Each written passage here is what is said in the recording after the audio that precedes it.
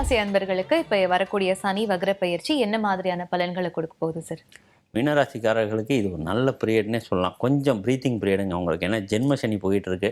தலையிலேயே ராசிலேயே உட்காந்துட்டு இருக்கிற சனி பகவான் மென்டல் ப்ரெஷர், டிப்ரெஷனு, பயங்கர கன்ஃபியூஷன், எந்த விஷயத்துலையுமே தெளிவான முடிவு எடுக்க முடியாத ஒரு சூழ்நிலைங்க. அப்படியே அட்டிச்சு போட்ட மாதிரி சோம்பேறி மாதிரி இனிமேல் வேணாண்டா போதுண்டா ஏண்டான்னு எழுந்திருக்கிறதே கஷ்டப்பட்டுருக்கிற மீனராசிக்காரர்கள் தான் ரொம்ப ரொம்ப ஜாஸ்திங்க.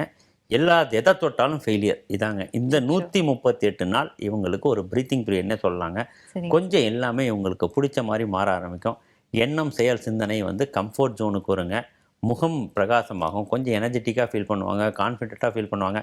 பார்த்துக்கலாம், ஜெயிச்சலாம்டா அப்படிங்கிற ஒரு நம்பிக்கையை வந்து இந்த 138 நாள் இவங்களை கண்டிப்பாக கொடுத்தே தீருங்க. அதுக்கான ஏதாவது ஒரு ரூட்டு இவங்க கண்ணில் வந்து மாட்டிடும்.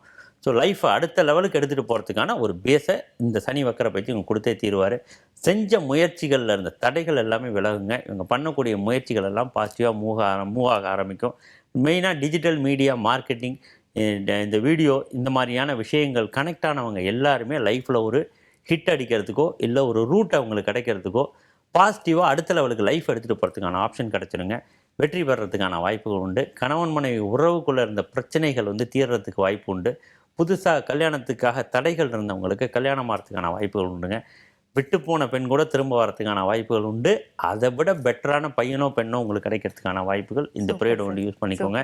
வேலை மாற்றம் கண்டிப்பாக உண்டு. நிறைய மீனராசிக்காரர்கள் வேலையை விட்டுட்டு பிஸ்னஸ் பண்ணுறேன், இந்த வேலை பிடிக்கல அடுத்த வேலை போகிறேன்ட்டு போய் மாட்டிக்கிட்டு பிஸ்னஸும் பண்ண முடியாமல் வேலையும் பண்ண முடியாமல் ஸ்டக்காக நின்றுட்டுருக்கிற மீனராசிக்காரர்கள் இது எல்லாமே அவங்களுக்கு கிளியர் ஆகும். புது பிஸ்னஸ் ஐடென்டிட்டி ஆகும், புது வேலை கிடைக்கும், அங்கே ரெகனைசேஷன் கிடைக்கும். இவங்களுக்கு பிடிச்ச மாதிரியான சம்பளம் கிடைக்குதோ இல்லையோ, என்ன சம்பளம் கிடைக்குதோ அந்த சம்பளத்தில் போய் உட்காந்துக்கிட்டாங்கன்னா இந்த ஏழரை சனி முடியும் போது இவங்களுக்கு ஒரு பாசிட்டிவான வைப்பை கொடுத்துரும். முட்டி சம்மந்தப்பட்ட பிரச்சனையில் கேர்ஃபுல்லாக இருக்கணும். இடுப்பு சம்மந்தப்பட்ட பிரச்சனையில் கேர்ஃபுல்லாக இருக்கணும். கொலஸ்ட்ரால் சம்மந்தப்பட்ட பிரச்சனையில் கேர்ஃபுல்லாக இருக்கணும். ஹார்ட் ரிலேட்டடான விஷயங்களில் ரொம்ப கேர்ஃபுல்லாக இருக்கணும். சும்மா எனக்கு கேஸு தான், ஒரு சோடா வாங்கி கொடுக்குறேன், ஒரு ஈனோ வாங்கி குடிக்கிறேன்ட்டு குடிக்காமல் ஹார்ட்டில் ஏதாவது பெயின் பிஞ்ச் பண்ணுற மாதிரி ஏதாவது வந்தது அப்படின்னா இமீடியட்டாக டாக்டரை போய் பார்க்குறது பெஸ்ட் ஆப்ஷனுங்க. கொலஸ்ட்ரால் விஷயத்தில் ரொம்ப ரொம்ப கேர்ஃபுல்லாக இருக்கணுங்க. மீனராசி அன்பர்களுக்கு மட்டும் கேர்ஃபுல்லாக இருக்க வேண்டிய லிஸ்ட்டு ரொம்ப பெருசாக இருக்குது சார். கண்டிப்பாக. சரி சார், இவங்க எந்த கோவிலுக்கு போய் தனக்கு வரக்கூடிய அந்த சனியுடைய தாக்கத்தை எப்படி குறைச்சிக்கலாம் சார்? மீனராசிக்காரர்கள் போக வேண்டிய கோவில் வந்து பார்த்திங்கன்னா நம்ம ராமேஸ்வரத்தில் இருக்கக்கூடிய ராமநாத சுவாமி கோயிலுங்க. அந்த சிவனுக்கு போயிட்டு வில்வ இலை அர்ச்சனை, பால் இல்லைன்னா பன்னீரில் அபிஷேகம், இது வந்து கண்டிப்பாக இவங்க பண்ணிக்கணுங்க. அக்னி தீர்த்தத்தில் முடிஞ்சால் குளிக்கணுங்க.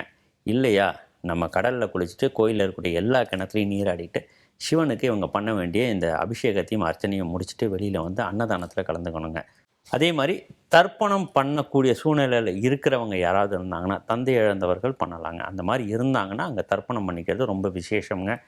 முடிஞ்சால் யாராவது வயதானவர்களுக்கு இந்த இது எல்லாத்தையும் முடிச்சுட்டு பசிக்கு ஏங்குறவங்களுக்கு தயிர் சாதமோ இல்லை உங்களால் என்ன வாங்கி கொடுக்க முடியுமோ அதை வாங்கி கொடுத்துட்டு வந்தீங்கன்னா ரொம்ப விசேஷமான பலனை நீங்கள் எதிர்பார்க்கலாம். மீனராசிக்காரர்கள் ஆல்ரெடி எக்கச்சக்க பிரச்சனையில் இருப்பாங்க. ஃபினான்ஷியலாக ஸ்டக்காக இருப்பாங்க. ட்ராவல் பண்ணுறதுக்கான செலவு கூட காசு இருக்குமான்னு தெரியாது.